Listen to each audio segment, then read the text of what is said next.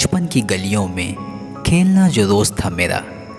कपड़े हर रोज़ होते थे गंदे, पर मैं खेलने को फिर भी मजबूर था। थे अपने दोस्त भी कुछ ऐसे जिन्हें परवाह नहीं थी दिन और रात की, और एक मैं ही था जिसे खुद को छोड़ किसी और की ही परवाह थी। थी मेरी एक दोस्त स्कूल की नहीं पड़ोस की, इतनी परवाह ना करती थी वो भी खुद की जितनी मुझे और मेरे दोस्तों को थी उसकी हर बात में एक सीख थी जिंदगी में कुछ नया कर जाने की।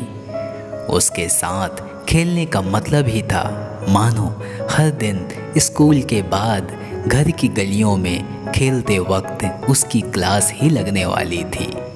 हर बार खुद को सुधारने का प्रयास करता रहा, कभी खेल में तो कभी पढ़ाई में खुद को उससे बेहतर करने में लगा रहा। पर उसकी तो बात ही निराली थी। अगर मैं खेल में शेर था तो वो पढ़ाई में सवा शेर कहलाती थी।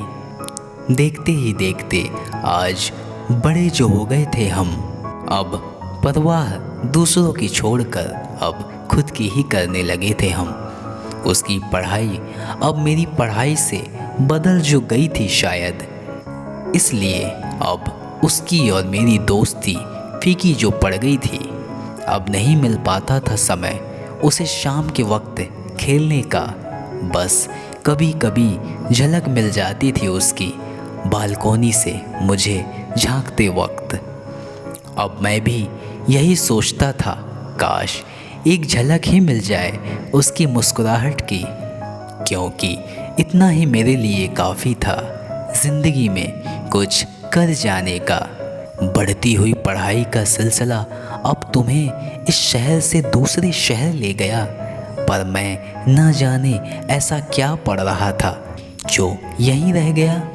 सालों हो गए तुमसे मिले, पर मिलने की आस आज भी है तुमसे।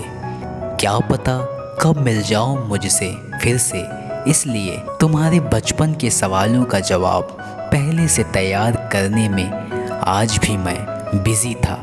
ना जाने तुम कब आकर चली भी गई।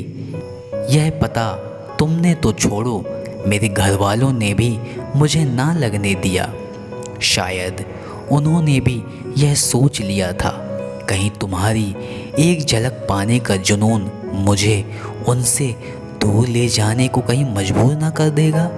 खैर, कई सालों से तुमसे अब तक मिला तो नहीं हूँ, पर तुम्हारे बचपन वाले सवालों के जवाब आज भी तैयार कर रहा हूँ। तुम्हारी अच्छी बातों का शुक्रिया दिल से अदा करना चाहता हूँ, क्योंकि उन्हीं की वजह से आज मैं अपने सफल मुकाम तक पहुँच पाया हूँ।